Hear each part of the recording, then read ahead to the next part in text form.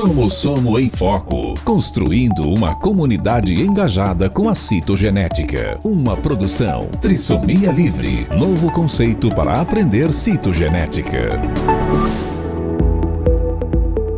Nossa conversa de hoje é com um grande amigo, mentor, professor.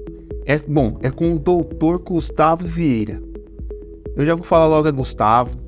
Ele é biomédico, geneticista, consultor de novos negócios de saúde e genética e atualmente é o CEO do Max Lab Testes Genéticos. Cromossomo em Foco. O podcast Cromossomo em Foco é produzido por Trissomia Livre, novo conceito de aprender citogenética, apresentado por mim, Bruno Faulingamba, biólogo e citogeneticista. O Cromossomo em Foco tem o apoio de Citogen Biotecnologia, inovando e mantendo a tradição, Solútil Diagnósticos, soluções diagnósticas integradas, Infocito, soluções em citogenética humana, o Max Lab, testes genéticos, orientação genética, plataforma de exames genéticos, segunda opinião e aconselhamento genético. Cromossomo em Foco, construindo uma comunidade engajada com a citogenética.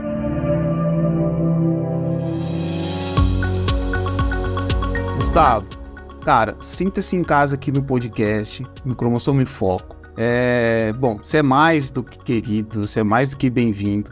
Mas, para quem, não tem a nossa amizade e quer te conhecer, vamos lá. Presente-se melhor e o tema é teste genético.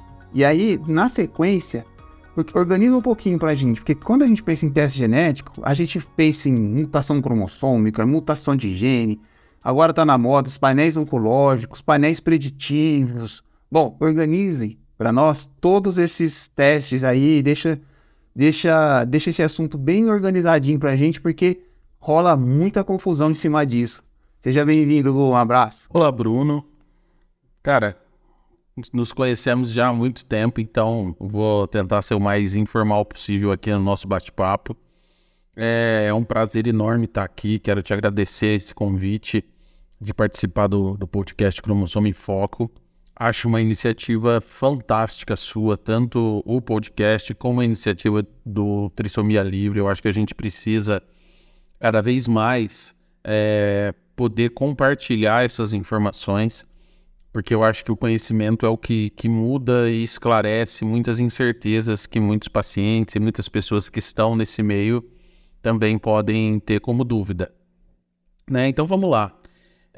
Tentando organizar um pouco o que são os testes genéticos de uma maneira geral, eu acho que não sou o primeiro a participar aqui do podcast, então as pessoas que nos acompanham já devem ter ouvido essa classificação de diversas formas, mas eu vou falar um pouco mais o que é voltado hoje para a parte de laboratorial, digamos, para diagnóstico ou para levantamento de informação que possa ser importante aí para que a pessoa ou o médico tome uma decisão, ou até, em alguns casos, como curiosidade da pessoa.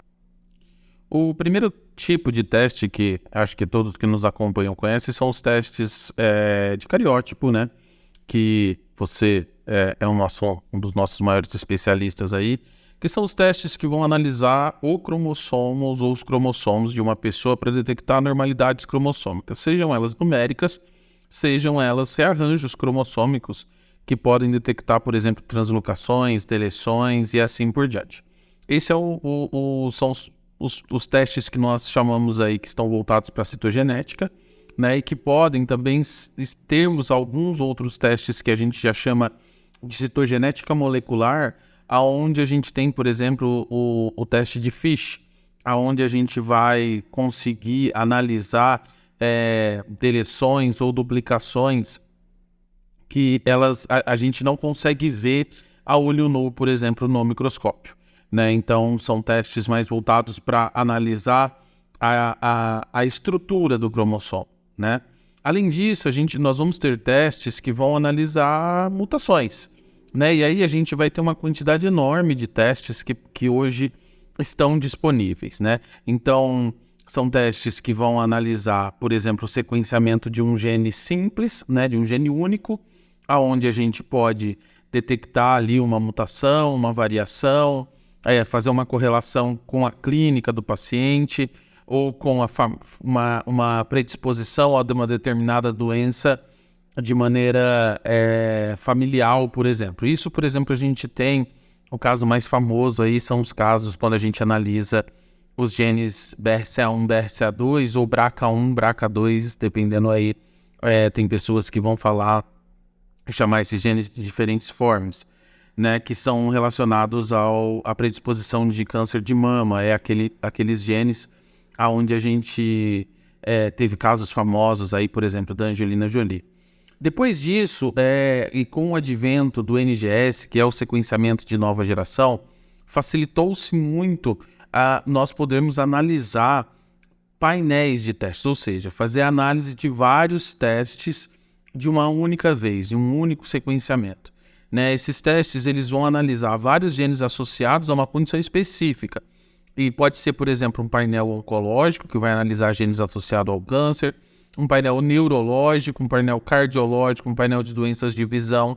Ou seja, tem painéis aí que vão desde 5, 10, 20, 50, 400 e assim por diante em número de genes. Né? E eles vão conseguir analisar todos esses genes de uma única forma. Isso a gente ganhou muito em velocidade. Além disso, a gente consegue também hoje analisar uma grande quantidade de genes quando a gente analisa, por exemplo, por microarray, que é uma análise onde a gente tem chips para que a gente usa DNA nesses chips, e a gente, através de sondas e SNPs, é possível a gente detectar microdeleções cromossômicas que a gente não consegue ver por outras técnicas, ou microduplicações, por exemplo. Entre outras condições que não vale a pena acho que a gente entrar agora, como alguns tipos de expansão que não são sempre que a gente consegue analisar isso também. Além disso, hoje o que é mais frequentemente utilizado na área médica, além dos painéis, é o teste de exoma. Esses testes eles vão analisar e sequenciar todos os genes codificadores de proteína de uma pessoa. Então eles vão pegar todos os exons dos genes, né, que são as regiões codificantes, e hoje a gente já tem exomas ampliados, onde a gente vê também algumas outras regiões, mas o exoma padrão a gente vai analisar todas as regiões codificantes, né, que vão codificar a proteína, para detectar mutações em qualquer um desses genes associado a uma condição genética. Então isso a gente faz. Hoje já tem muito médico usando o exoma como primeira opção, né, porque ele é muito mais poderoso e ele faz com que a gente consiga analisar muitos genes ao mesmo tempo, e às vezes a gente tem aí pacientes que não vão ter sinais clínicos tão evidentes para que a gente possa então selecionar um gene. A gente tem os testes de genoma completo. Então hoje, né, a gente sabe que demorou muitos anos para a gente conseguir fazer todo o sequenciamento do genoma humano, e hoje em alguns dias é possível você fazer o genoma completo de uma pessoa. Ou seja, ainda quando são casos onde a gente pode, em casos muito específicos, usar ele como uma primeira opção, mas geralmente é quando a gente já passou por todos os outros testes e a gente não conseguiu fazer o diagnóstico, o médico ou o aconselhador genético ele vai solicitar uma análise de genoma completo, uma vez que é possível, através da clínica, ter uma desconfiança muito forte que aquilo é uma alteração genética. Então a gente sequencia o genoma completo do paciente e a gente vai buscar então essas informações, né? Ainda falando de diagnóstico, hoje a gente já tem os testes multiômicos, né, que envolvem, além das questões genéticas, a análise do DNA do paciente, a gente também consegue analisar o RNA, a gente consegue analisar algumas expressões de proteína, o metaboloma desse paciente e assim por diante. Então a gente consegue fazer uma análise desse paciente de maneira multiômica, ou seja, vários ômics, o metaboloma, o transcriptoma, a proteoma e assim por diante, né, que vem do inglês, o omics, né, que no nosso caso em português é o OMA, mas são os testes então que a gente consegue também analisar. Além disso, existem alguns outros testes que são os testes preditivos, que são testes que é onde a gente tem as doenças multifatoriais, ou seja, que elas têm uma outra carga que não seja exclusivamente genética. Então, são testes aí que estão associados a questões, por exemplo, ambientais associadas. Um caso desse é, por exemplo, você pegar alguns tipos de câncer, por exemplo, aonde a pessoa pode até ter uma predisposição para desenvolver um câncer de pulmão, mas ele só vai ter o desenvolvimento desse câncer se ele fumar, por exemplo. Então, isso é um caso bastante clássico, né? Então, a gente tem também problemas cardíacos. A pessoa ela tem uma predisposição a desenvolver problemas cardíacos e ela não tem uma vida saudável. Isso vai potencializar a possibilidade dela ter o desenvolvimento dessa doença. Por exemplo, no Max, a gente tem um teste agora, que é um lançamento, a gente está trazendo isso para o Brasil, que é um teste preditivo para diabetes tipo 2.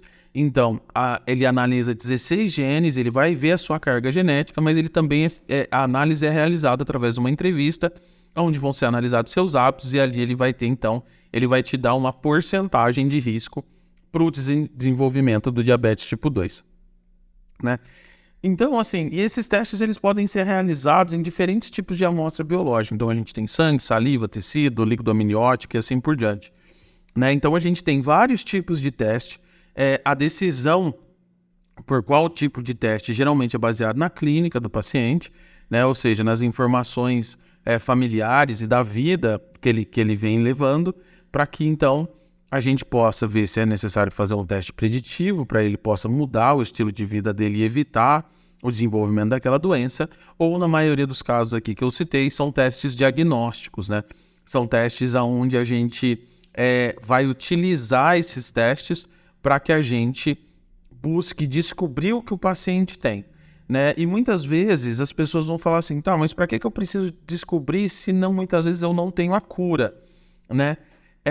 Para uma família que, por exemplo, tem uma criança que ela não sabe o que aquela criança tem, é muito importante que ela descubra o que aquele paciente tem. E além disso, quando a gente tem a detecção de algumas mutações, hoje a gente tem medicamentos que são específicos para cada mutação em caso de câncer, né? E em caso de outras doenças também. Então, por exemplo, quando a gente fala da AME, né? É uma doença onde a gente analisa ali o gene SMN1, SMN2. Quando a gente consegue descobrir a mutação nesse gene, a gente já tem, por exemplo, um fármaco que é muito caro ainda, mas que então ele pode ser utilizado para melhorar a qualidade de vida e reverter alguns sintomas desses pacientes. Tá? Então, eu acho que eu consegui dar uma resumida aí, do que mais ou menos a gente está falando quando a gente fala de testes genéticos. Espero não ter falhado a memória aqui e eu ter esquecido algum desses pontos. Cara, bom, uma aula, né? Podemos dizer assim, uma aula sobre testes genéticos. Sensacional. Cara, mas assim, vou continuar. Né? A genética humana é uma área em expansão. Né? A gente vê isso constantemente, técnicas, informações, serviços, enfim. É uma área assim, em extrema expansão. E existe uma oportunidade muito grande em comercializar testes genéticos de todos esses tipos que você acabou de explicar para a gente. Mas existe uma linha que separa o que é mesmo algo correto, algo ético, sensato, da banalização, né, dos testes genéticos.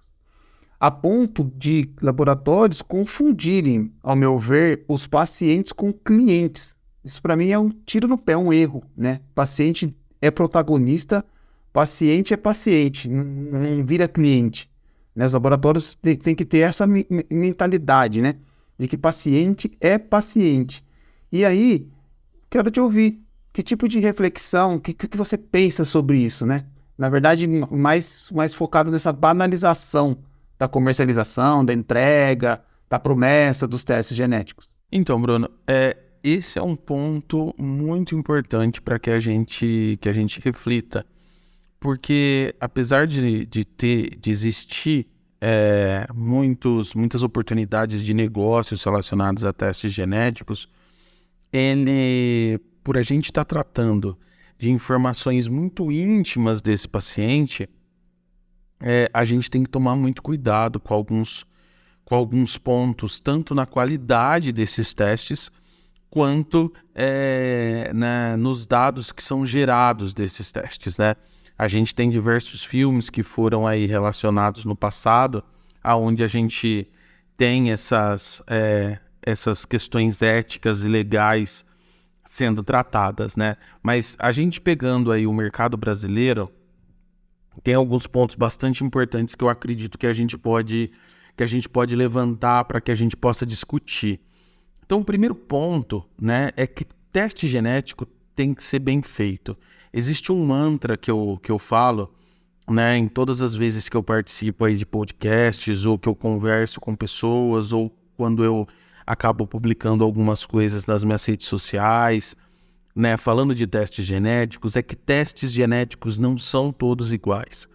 Quando a gente fala, muitas vezes chegam no nosso laboratório e vão fazer uma comparação de preço de testes genéticos. Isso é muito perigoso, porque mesmo quando você fala que você fala testes com nomes iguais ou muito parecidos, eles podem ser utilizados de maneira até por laboratórios que não têm uma boa índole da mesma forma. Então, isso acontecia muito no passado, quando se popularizou um pouco esse teste de BRCA1, BRCA2 para câncer de mama.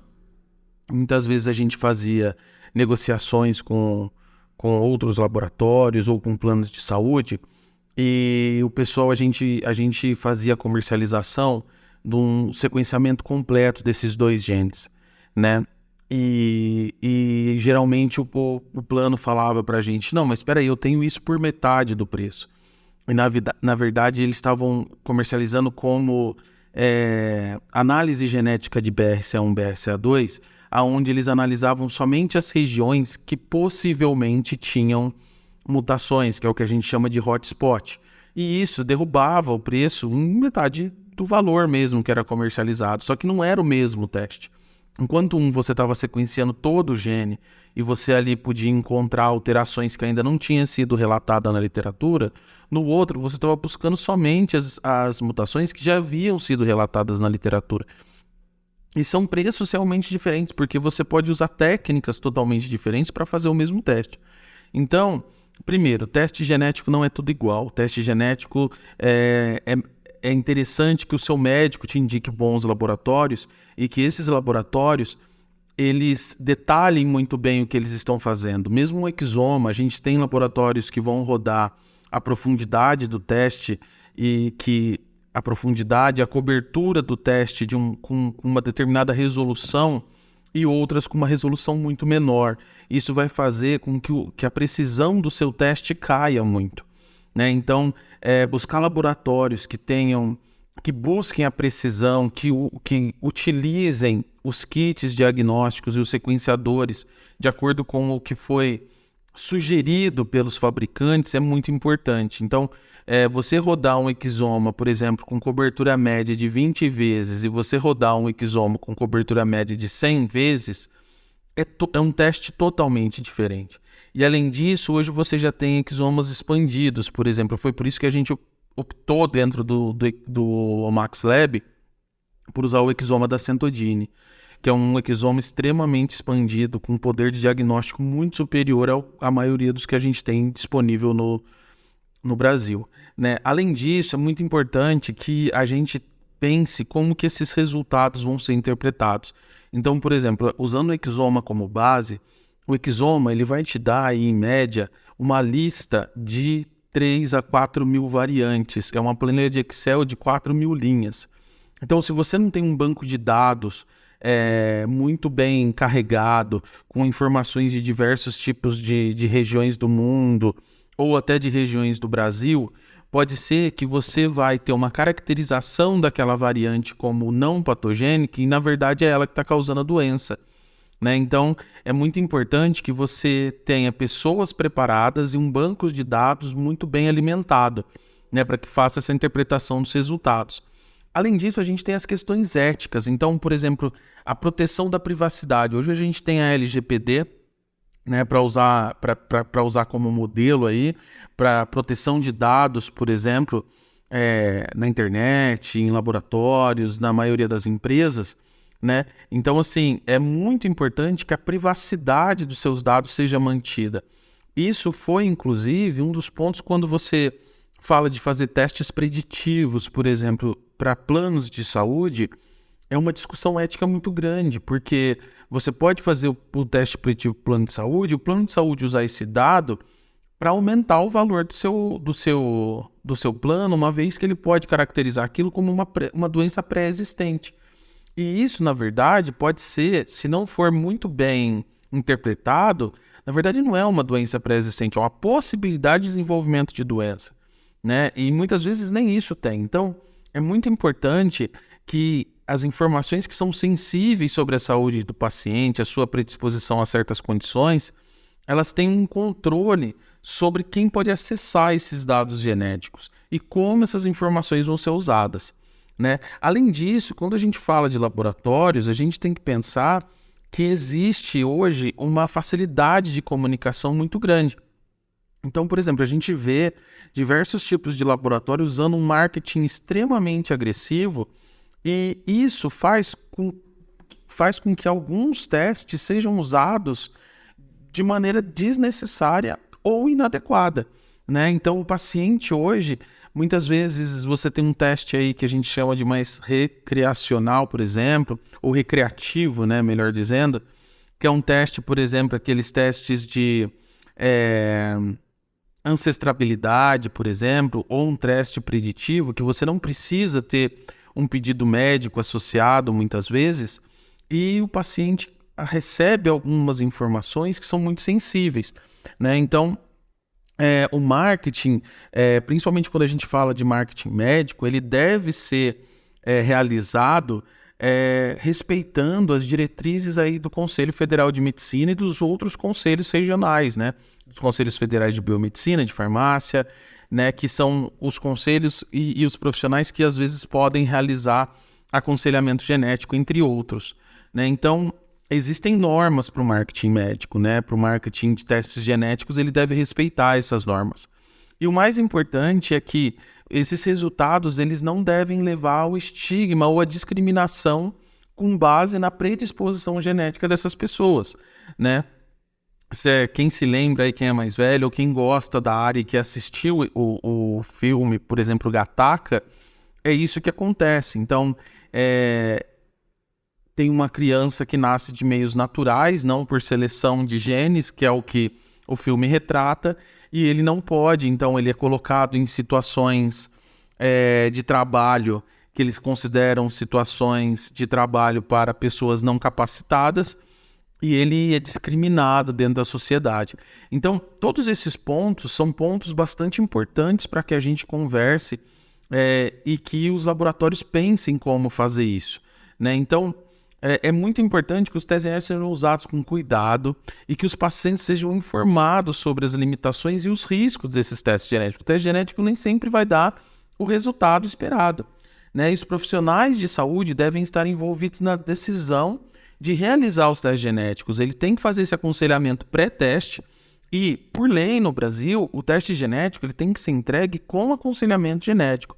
Por isso que, apesar de muitas vezes o paciente ficar bravo com o laboratório, porque o laboratório não entrega o resultado para ele. Aí o paciente fala, eu paguei por esse teste, eu quero o meu resultado. Na verdade, por lei, esses testes têm que vir acompanhados de aconselhamento genético. Então, muitas vezes o resultado é entregue para o médico e o médico marca uma consulta onde ele vai entregar o resultado para o paciente e, junto com isso, ele vai dar todas as informações necessárias para que o paciente possa, então, junto com o médico, se necessário, tomar decisões para mudar, se for uma doença multifatorial, para ter uma terapia, se for dentro do possível. Show de bola, show de bola. Gu, é o seguinte, tá? Como que eu posso perguntar isso aqui? Informação genética. A gente sabe que o genoma ele não altera de 6 em 6 meses e você não precisa ficar fazendo testes genéticos de 6 em 6 meses, né? Não existe isso na prática.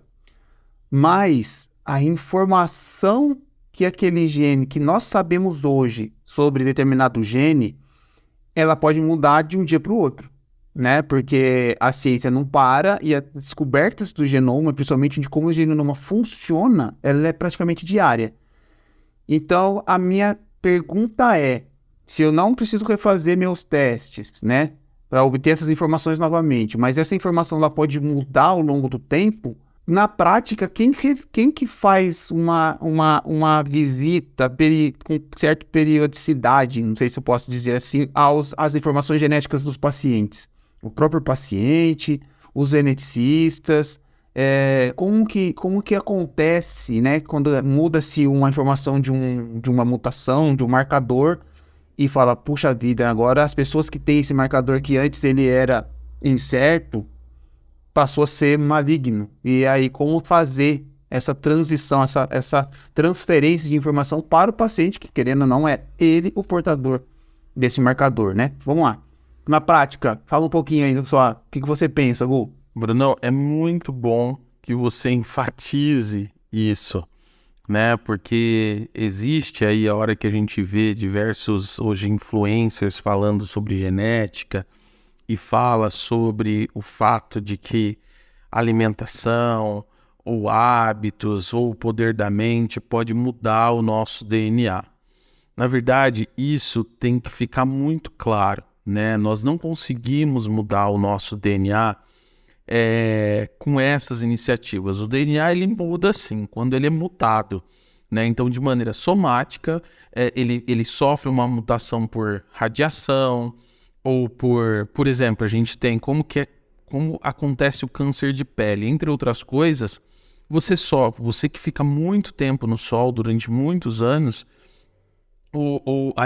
a radiação solar, né, a UVA, UVB e outros tipos de radiação, eles vão degradar o seu DNA, fazer com que o seu DNA sofra mutações, e essas mutações vão gerar um câncer, né? Mas você precisa de um estímulo externo de alto impacto para que você altere seu DNA, e isso geralmente vai gerar um câncer, né? Vai gerar um tumor, vai gerar uma lesão no seu DNA.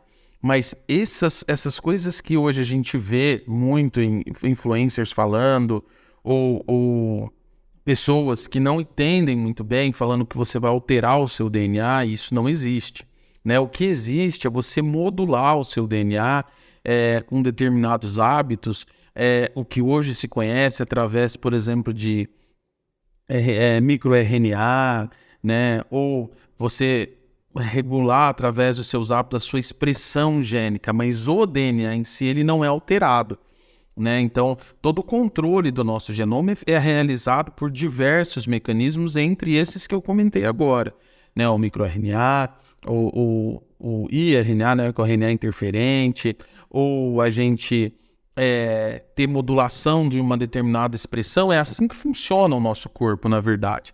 Mas o nosso genoma não muda, né? Por isso, uma vez que você faz um teste genético, né, para uma doença hereditária, por exemplo, para uma doença rara, eles é feito somente uma vez, né? Porém, a interpretação dos dados, ela pode mudar, né? Porque o que acontece? A ciência, ela está constantemente evoluindo, né? Então, por estar constantemente evoluindo, às vezes uma alteração que até então era colocada como uma alteração possivelmente patogênica, ou uma alteração que não é nada patogênica, né, numa primeira análise, né, ela pode ser reclassificada. E ao ser reclassificada, ela passa a ser uma alteração patogênica, né? E o que acontece hoje na prática? Essas informações, para pessoas que fizeram um teste há muito tempo, na maioria dos laboratórios, ele vai precisar que um geneticista, ou o geneticista clínico, ou o médico daquele paciente, esteja extremamente antenado às publicações e se lembre que o paciente dele tem aquela alteração, né? Então, isso acontece na maioria dos laboratórios, e aí ele precisa reinterpretar esses dados, né, pedir uma reanálise do laboratório com custo Então é feita uma reanálise daquele exame do paciente e aí pode ser que ele tenha aquela alteração e essa alteração agora seja determinante para o diagnóstico desse paciente. Em outros casos, e aí eu vou repetir, né, o fato da gente utilizar a Centogene para essas análises, né? Você tem sistemas hoje de inteligência artificial ou sistemas de computação que não estão relacionados diretamente com inteligência artificial. O que acontece? Por exemplo, a Centogene, ela tem uma reanálise das variantes de maneira automática. Então, se você faz, por exemplo, um exoma na Centogene, você fez um exoma 5 anos atrás, né? E isso é durante o resto da sua vida, né? A Centogene, ela vai fazer essa análise para você.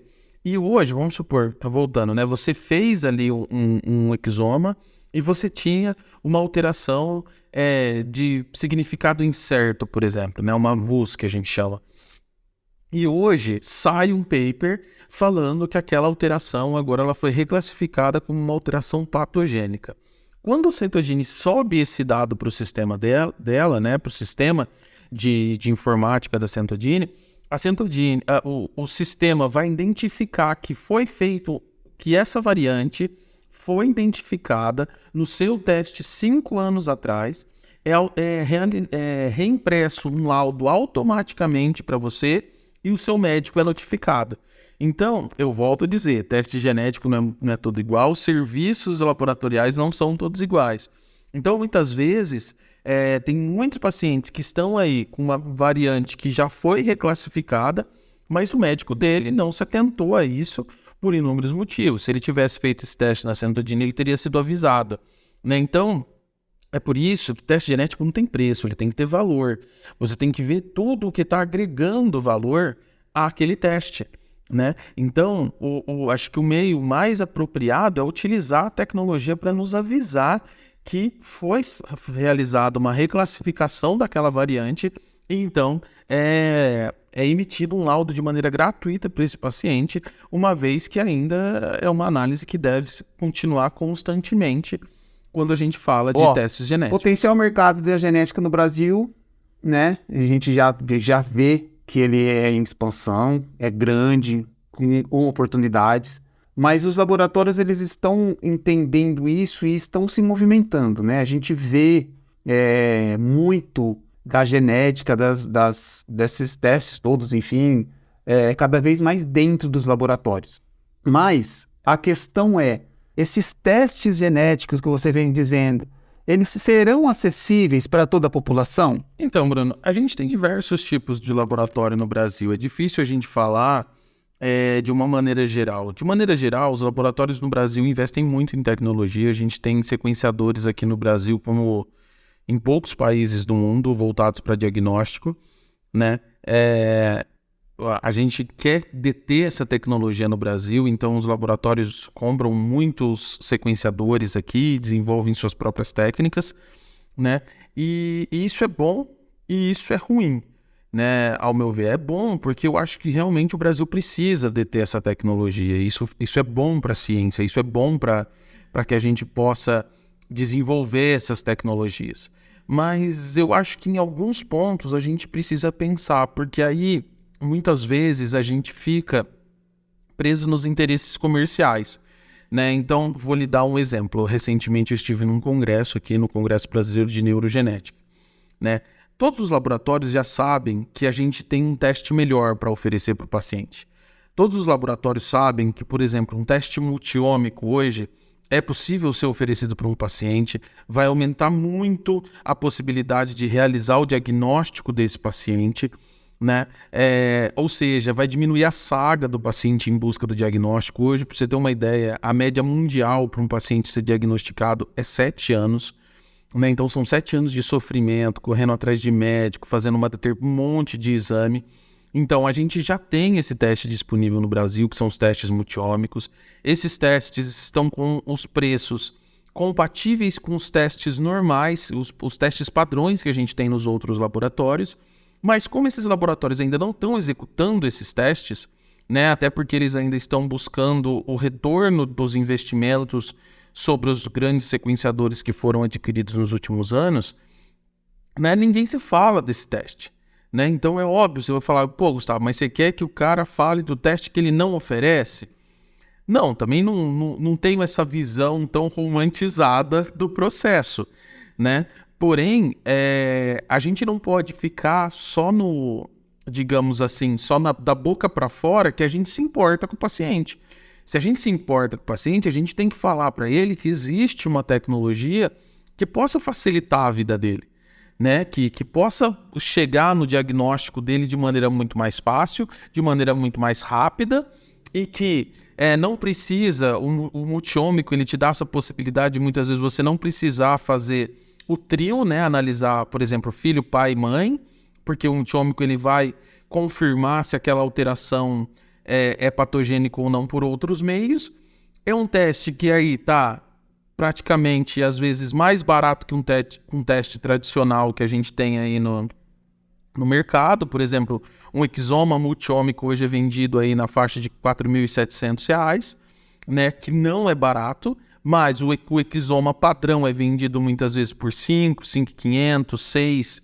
Então, ou seja, muitas vezes o exoma multiômico, que é muito mais poderoso, que possa facilitar a vida do paciente, é mais barato do que o exoma tradicional em muitos laboratórios, só que ele não é oferecido porque aquele laboratório ainda não oferece essa tecnologia.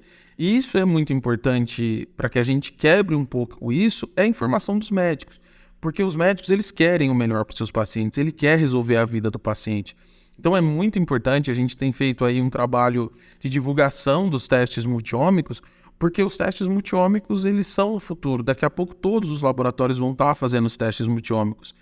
Mas a gente já está oferecendo esse teste, a gente já tem um preço acessível quando comparado com o exoma tradicional, e o que a gente precisa é só fazer com que tudo o que a gente fala da boca para fora também seja falado, seja transmitido, seja transformado, em ação, né? Então, a genética ela ainda não está 100% acessível para os pacientes, mas muitos testes já são cobertos por planos de saúde, né? O exoma é coberto pelos planos de saúde, quando bem recomendado, né? Outros testes também.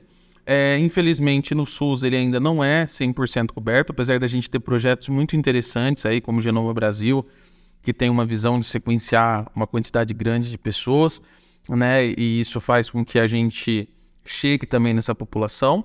E, além disso, muitas dessas empresas, existem testes que estão associados a alguns medicamentos que as próprias indústrias farmacêuticas bancam o valor desse teste, né? Então, apesar de nós ainda termos um caminho muito grande de caminhada para que a gente faça com que os testes genéticos estejam totalmente acessíveis à população, eu acho que a gente não pode desprezar todo o caminho que a gente já andou nesses últimos 10 anos, por exemplo. Tá, vamos lá. Agora sim. Se a gente falar em manipulação do DNA, pode acontecer de inúmeras formas. Até porque a gente tem fontes inesgotáveis de DNA, né? Todas as células, enfim, toda essa questão aí. Mas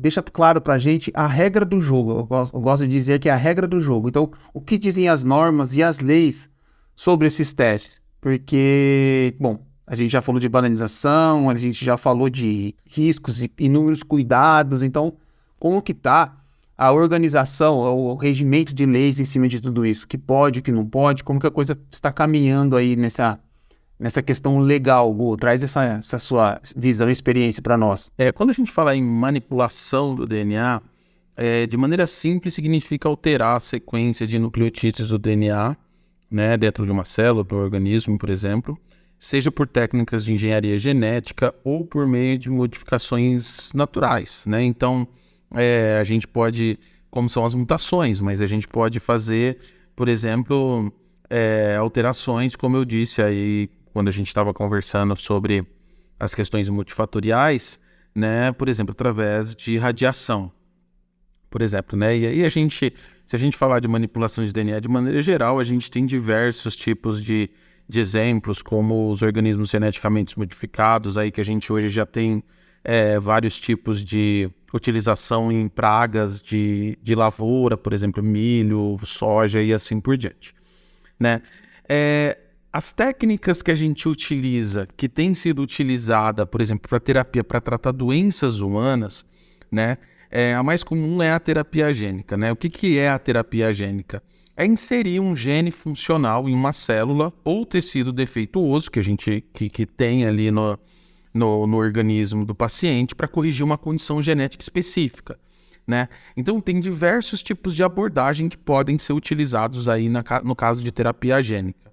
Tem a inclusão de um gene, a substituição, né, a exclusão de um gene defeituoso por uma cópia funcional, a inativação de um gene nocivo, né, um gene ali que está produzindo uma proteína que faz mal para o organismo, né, a adição de um gene que produz uma terapia, uma proteína que seja terapêutica, né, ou ainda a adição de genes usando, por exemplo, a técnica de Cas9, né, que é uma das técnicas mais difundidas aí nos últimos anos, né. A gente tem já pesquisas sendo realizadas para algumas doenças, né, para algumas condições hereditárias, como, por exemplo, anemia falciforme, distrofia muscular, por exemplo, de Duchenne, fibrose cística, alguns tipos de câncer, né, inserção de genes que causam resistência a alguns tipos de doenças infecciosas, né.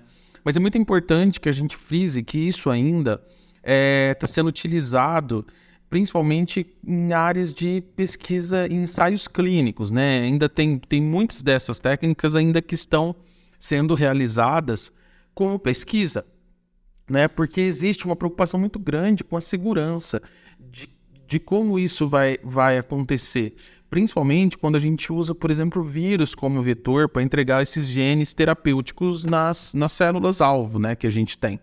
Então, essas terapias ainda são muito bem avaliadas para ver o custo-benefício, entre aspas, de se utilizar, né? Principalmente garantindo a segurança e que isso vai ser eficaz no caso do tratamento do paciente, né? E isso tem que ser aprovado. E aí, quando você fala de agências de regulamentação, geralmente essas agências elas são estaduais, né? Elas são do Estado, elas são governamentais, são órgãos governamentais. Então, quando a gente fala do Brasil, quem sempre vai regular toda a parte de saúde é a Agência Nacional de Vigilância Sanitária, que é a Anvisa. Por exemplo, nos Estados Unidos, a gente tem a FDA, né? Por exemplo, na Europa, a gente tem a EMA, né? Que é European Medicines Agency, né? Então, que é da União Europeia. Então, esses órgãos eles vão estabelecer requisitos para avaliação dos testes genéticos e dessas terapias gênicas, né? Além disso, a gente tem várias agências, como a gente disse anteriormente, que estão relacionadas à privacidade e à confidencialidade dessas informações dos pacientes. Então, por exemplo, na Europa, a gente tem a Regulação Geral de Proteção de Dados, né? A GDPR, ou nos Estados Unidos, é uma lei de não discriminação se baseando em informações genéticas, né? Que é a Lei de Não Discriminação em Informações Genéticas, que é a GINA, a GINA, né? Ela proíbe a discriminação com base em informações genéticas em relação ao emprego e a seguros de saúde, por exemplo, os planos de saúde. E, obviamente, existem também organizações profissionais, né? Então, você tem a American Society of Human Genetics nos Estados Unidos, né? A International Society of Genetic Counseling, né? Que são agências que vão orientar sobre questões relacionadas a testes, a terapias e assim por diante, né? E até orientar como utilizar, por exemplo, o consentimento livre esclarecido, que é o TCLE no Brasil, como que deve ser realizado e que deve conter o aconselhamento genético, como que deve ser informado o resultado dos testes para os pacientes. Por isso que eu disse que muitas vezes é necessário que seja feito, muitas vezes não, né? No Brasil, obrigatoriamente, é algo que deve ser feito por um aconselhador genético e assim por diante. Então, assim, existem técnicas de terapia gênica que ainda são bastante experimentais, algumas já foram utilizadas em ensaios clínicos, né? Mas isso ainda é algo que a gente está nos primeiros passos, né? Ainda não é algo que pode ser utilizado de maneira massiva, né, para tratamento de todos os pacientes que tenham aquela condição. São condições bastante específicas. Maravilha. Cara, a gente está chegando no final, né? A gente está encaminhando aí para a última quase pergunta. Bom, vamos gravar N outros, que assim, é muito bom. Você tem muita experiência, muito conteúdo, já vou dizer assim, rodada aí no mercado da genética, né? Um grande relacionamento com grandes empresas, laboratórios, enfim. Mas, genética preditiva, isso a gente não conversou ainda diretamente sobre isso, tá? Então, assim, a gente vê que tem muito teste genético preditivo no mercado, né? Esses testes até têm um preço mais acessível, eles estão sendo comercializados aí a todo vapor, né? Mas o que de fato a gente tem disponível para o paciente, o que esperar destes testes ao longo do tempo e, de fato, a genética preditiva, ela é uma forma de potencializar saúde para o paciente e negócios, né, para os serviços em genética? Sim, cara, demais, demais. Hoje a gente está cada vez mais utilizando a genética preditiva em conjunto com as novas técnicas médicas, né? Seja para o tratamento do paciente, seja para uma alteração de estilo de vida que pode evitar o aparecimento de doenças multifatoriais na saúde, por exemplo. Né? Então, por exemplo, eu disse aqui já para você, a gente tem um teste preditivo para diabetes tipo 2, hoje a gente tem testes preditivos para Alzheimer, para Parkinson, para várias condições cardíacas, né? São testes que quando realizados e pedidos por um profissional que tem conhecimento de como isso pode ser utilizado, pode ajudar muito, né? Talvez no atraso do aparecimento de uma determinada doença.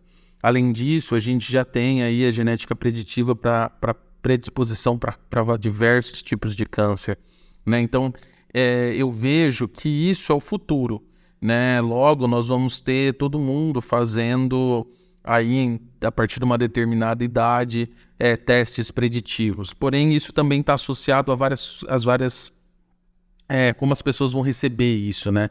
Muitas vezes pode ser uma doença muito determinante que vá fazer com que a pessoa entre em parafuso, por exemplo. Ela não vai ter... acho que ninguém gostaria de saber que vai ter uma doença que vai causar dor, que vai causar sofrimento num curto espaço de tempo. Então, é algo que a gente vai ter que lidar, porque cada vez mais os testes estão ficando acessíveis, sejam diagnósticos, sejam os testes preditivos, né? E eu vejo que isso potencializa muito, né? Então, eu mesmo fiz vários testes preditivos não determinísticos, né? Esses testes que não vão fazer o diagnóstico de doenças, mas eu fiz testes de nutrigenética, eu fiz testes de farmacogenética, eu fiz o preditivo para diabetes tipo 2, eu fiz um microbioma, que é um teste genético que usa uma ferramenta, né, de biologia molecular aí para determinar os micro-organismos que você tem no seu intestino e que podem alterar várias funções do seu organismo. Então, assim, existem muitos testes que fazem com que você pare para pensar e que você comece, então, a fazer uma alteração no seu estilo de vida, né? E isso ajuda você de diversas formas, né? Vai evitar que muitas pessoas venham a desenvolver doenças que elas podem ser evitadas. E queira ou não queira, a gente está falando de seres humanos, né? A hora que vem um teste preditivo que joga ali uma informação que fala assim, olha, você já tem tudo o necessário para desenvolver uma doença, mas você pode mudar isso, você vai acabar motivando muitas pessoas a sair da sua zona de conforto e buscar ter um estilo de vida mais adequado, uma alimentação mais saudável, a prática de atividades físicas, ao não consumo de substâncias que podem corroborar aí para o desenvolvimento daquela doença e assim por diante. Então, eu sou muito favorável à utilização desses testes preditivos. Por exemplo, se você tem, sei lá, 2, 3 pessoas que desenvolveram diabetes na sua família, mesmo que seja num estado um pouco mais mais senil, né? E você tem medo desse desenvolvimento, você faz um teste aí preditivo que vai te falar, olha, a chance de você desenvolver o diabetes tipo 2 é tal, né? É 60, 70, 80%, e você pode então mudar o seu estilo de vida e fazer isso cair para 20%, para 10%, para 30%, por que não fazê-lo? Né? Eu acho que isso pode ajudar muito no bem-estar e na prevenção de doenças, inclusive quando utilizados da maneira correta, por exemplo, por planos de saúde, né? Os testes genéticos podem dar diversas diretrizes terapêuticas que a gente não teria como saber se a gente não tivesse essas ferramentas, né? Então eu sou muito a favor da utilização desses testes para que a gente possa ter um melhor estilo de vida, alimentação mais saudável, ou seja, a vida que a gente merece ter, né? Ai, meu, pinga fogo, Gu, tema de demanda.